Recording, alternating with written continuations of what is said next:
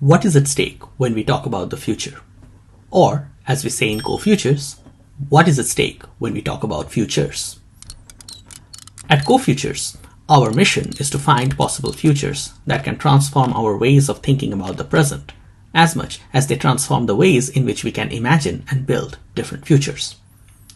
We need to think differently, and we need to tell different stories. Stories about different futures, and stories about futures told differently.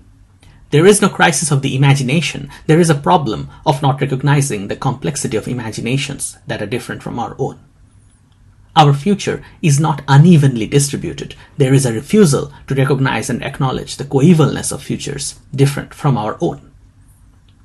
At Co-Futures, we seek out new futures that are built from and in most of the world, futures dreamed by the many and not the few.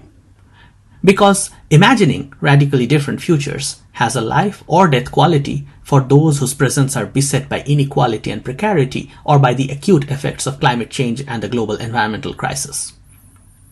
As Co-Futures travels across the planet, we find new stories. We find hope and repair in the landscapes of climate catastrophe. We find people imagining and building different economic systems in the wake of collapse, creating alternative societal arrangements, and crafting ways of thinking past dystopian presents to ways of surviving and thriving.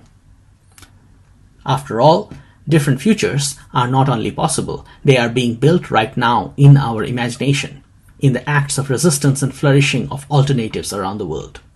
There is no plan B because there is no planet B. What co-futures we choose to dream for is up to us.